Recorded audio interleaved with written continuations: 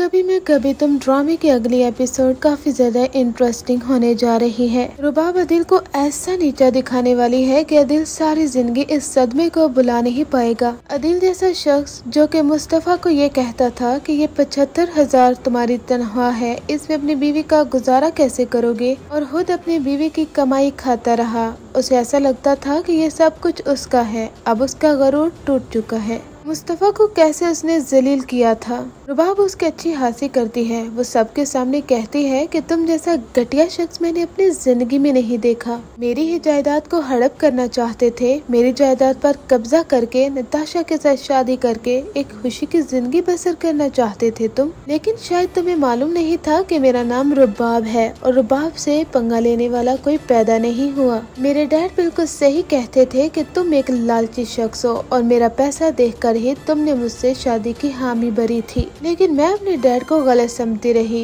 ये तो अच्छा हुआ कि मेरे डैड ने कुछ लोगों को तुम्हारे पीछे लगा दिया और उन्हीं की वजह से ही तो तुम्हारा राज फाश हो चुका है। रुबाब सब लोगों के सामने पार्टी में सबसे कहती है कि आप लोगों को मैं इस घटिया शख्स की असलियत दिखाना चाहती हूँ। ये मेरे ही दोस्त के साथ अफेयर चलाता रहा, मेरी कंपनी को नुकसान पहुंचाने के बारे में सोच रहा था। यहाँ तक कि कंपनी के सारे कोलीग्स और लोग वहाँ पर आए होते हैं जहाँ पर अदिल की काफी इंसल्ट होती है।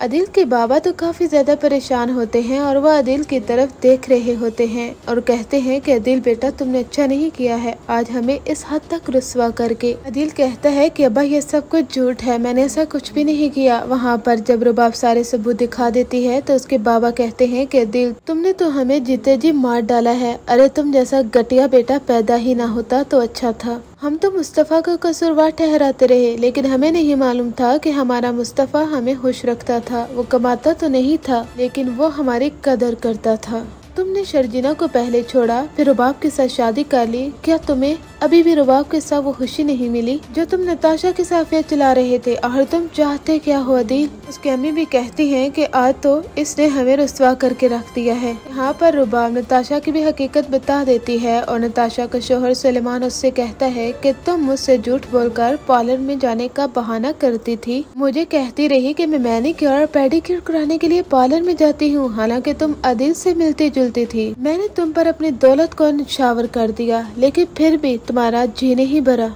क्योंकि अदिल खूबसूरत था तो तुम उसके पीछे दीवानी हो गई। नताशा का शोहर सुलेमान उसे तलाक दे देगा और नताशा के साथ तो ऐसा ही होना चाहिए जिस तरह से वो अपने शोहर को चीट कर रही थी। दौलत हड़प करनी सुलेमान से और मिलना अदिल से। नताशा और अदिल दोनों ही एक घटिया सोच के मालिक हैं। अब रुबाब उनके माँ बाप से कहते हैं कि आप लोग यहाँ से दफा हो जाइए, ऐसा न हो कि आप लोगों को मैं धक्के देकर यहाँ से निकलवा दूँ। अदिल तो मुँह छुपाता फिरता है कि उसके माँ बाप की इस हद तक इंसल्ट हो रही है। अदिल की अम्मी कहती है कि रुबाब हमने तो तुम्हारी आज हकीकत देखी है, हमें तुम्हारा असली चेहरा पहले मालूम हो जाता तो कभी भी हम तुम पर भरोसा न करते। हमने तो तुम्हारी वजह से शर्जीना पर गुस्सा किया था। मैं तो सोच भी नहीं सकती कि इस चेहरे के पीछे एक खौफनाक चेहरा छुपा हुआ है। रुबाब कहती है यही बात अपने बेटे से भी पूछ लीजिए। अब उनके माँ बाप को उस घर से निकाल देती है और अदिल से गाड़ी, बंगला, ऑफिस का बॉस, सारी अथॉरिटी छीन लेती है और कहती है कि तुम रोडों पर धक्के खाने के लिए तैयार हो जाओ क्योंकि तुम यही सब कुछ डिजर्व करते हो। अदिल तो काफी ज्यादा इमोशनल और गुस्से में होगा कि आखिर वो क्या करे और उसके साथ क्या हाथ हो गया।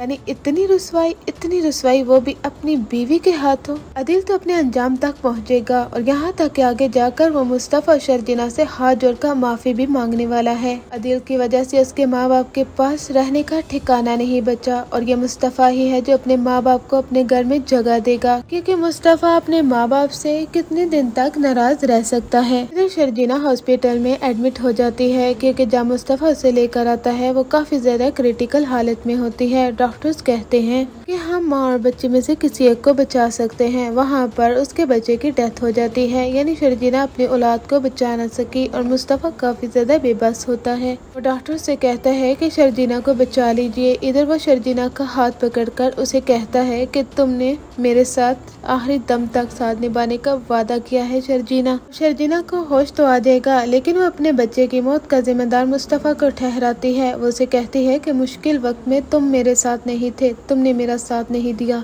उस वक्त सबसे ज्यादा मुझे तुम्हारी जरूरत थी, लेकिन तुम मेरे पास नहीं थे। मैं तुम्हें कभी भी माफ नहीं करूंगी। मुस्तफा उसे कहता है कि मैं जानता हूँ कि तुम किस कंडीशन से गुजर रही हो, मुझे माफ कर दो शर्जीना, मैं बहुत शर्मिंदा हूँ। वो उसे कहता है कि तुम मेरे साथ मेरे घर चलोगी, प्लीज मुझसे नाराज मत होना। लेकिन शर्जीना अपने माँ बाप का हाथ पकड़कर उन्हें कहती है कि मैं आप लोगों के साथ आपके घर जाना चाहती हूँ, ना कि मुस्तफा के साथ, और जल्द ही मैं इससे डाइवोर्स ले लूंगी, क्योंकि ये शख्स पैसे के पीछे पागल हो चुका है और मैं ऐसे शख्स के साथ जिंदगी नहीं गुजार सकती।